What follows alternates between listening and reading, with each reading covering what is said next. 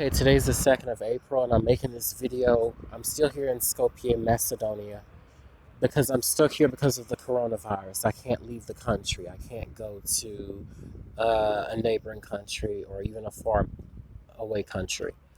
I have been here about a month, and this is the hostel that I'm staying at. It's called Hotel de Coca. It's a hotel slash a hostel. This is the entrance right here for the I'm walking to the entrance for the hostel, and that entrance is closed, despite the fact that there are people who are staying in this hostel. There's me and there's someone else, and as you can see, this sign is directing you to the other place, which is over here, to the other entrance. It's the same building, but just two different entrances, so the people staying at the hostel don't necessarily mix with the people staying in the hotel. The reason why I'm making this video is because I want people to kind of understand, well, not kind of. Anyway, for my situation here in Macedonia, the hotel knew that I was coming here well in advance because they knew that I was coming here because I made the reservation in advance. The reason why I did it is because I wanted to set finances aside to secure my housing. That worked out against me, and if you're a targeted individual and you are living abroad, I recommend that you study many different places to go so that you don't book your hotel in advance. You want to study places well enough to know that if you come up to the hotel the day of, that the price will be the same that it would be if you booked it on booking.com or Agoda or Priceline or whatever booking app or hostelworld.com. The reason why I say that is because a lot of times people make bookings for hotels because they are afraid that if they don't make a reservation that the rooms are going to fill up and the prices are going to go up when they want to travel to a certain place. That's not the case. For here, I did it because I wanted to put finances aside, but it really came back to hurt me. Now, I'm in this hotel as a targeted individual. And of course, because the individuals knew that I would be coming here to stay, they had plenty of time to make preparations for me to come so that the owner and his children, who also work at the hostel, and the other employees would know how to handle me and know what to do to me and to know how to start injecting fumes and toxins and poisons into the hostel through the air vents so that I have direct exposure. But yeah, that's the downside of making reservations. They know where you're going and they have many time to prepare. And another thing to mention is that in this hostel, they're doing remodeling. I knew that they would be doing it before I got here. It's kind of like I showed you in my video about Germany and McDonald's, how they changed the lights and how they always seem to be doing remodeling wherever I go or changing lights wherever I go. I have many videos to back this up if you look at all of my videos. And this place is no exception. The only downside of it is the fact that I have been here for almost a month, and because of Corona and because things are getting continuously worse, it's as if I'm kind of stuck in this environment. And if there's anything that you get from the video, the first thing I want you to get is to never stay at this hotel. Never stay at Dakota Hotel in Macedonia. It's probably the nicest hostel slash hotel that you can stay at because it's very convenient. The rooms are pods, which mean that if you want your privacy, you can have your privacy and you don't really have to interact with other individuals who may be in the hostel, even though you are in the hostel. So it's nice for that reason, but at the same time, it's very dangerous because they've actually gone in and done remodeling so that they can harm me in the long run. And no questions will be asked if something were to happen to me. Their ultimate goal is to kill me and to kill my mother, who's out of the country, in a different country at this time.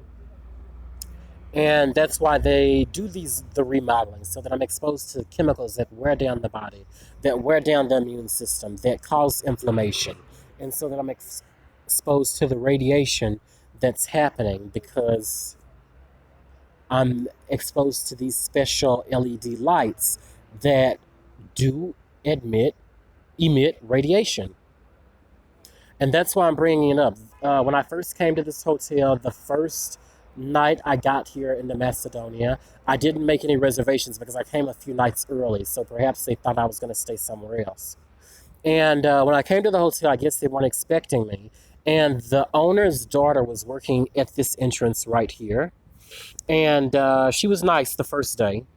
But after that, she was not nice anymore. She was like crazy, crazy nice. Maybe because in her mind, the African American male was a novelty, and she actually got to meet one. And here you really don't see many blacks. I've only seen two, and I've been here about a month. And yeah, she was nice the first night, but then the next morning, her personality completely changed. And I believe that it's because the people who were doing this illegal tracking, they contacted the manager, and the manager obviously is going to tell his daughter, stay away from him. It's not like the daughter was my type or that I was interested in even talking to her. She's younger than me. She's not just my type of person that I would, go after. But the point of the matter is that her personality changed quickly, and it was very abrupt. And it was a total 360 towards the negative. And during my stay, the two sons of the man who owns the hostel, two sons, two nephews, whatever, it's all the same. The two family members of the man who owns the hostel, they're younger than me. They're probably not even in college yet. They started giving me very weird smiles and just started to smile at when they saw me. And it wasn't the smile like, hey, how are you doing? It's the smile of, uh, why do people walk in front of the camera like that? They've never seen a black before and they want to walk right up to you like you're an exhibit in a museum. But anyway, the smiles that I got was more like, ha ha ha, before you leave. You may not even make it out of Macedonia because we're going to be pumping chemicals into the room to kill you and to harm you. So I believe that I mean, if you're an adult and if you're 30 years old like me, you kind of can pick up on body language. And if you're a spiritual like me, you can pick up on your intuition and what your intuition is telling you.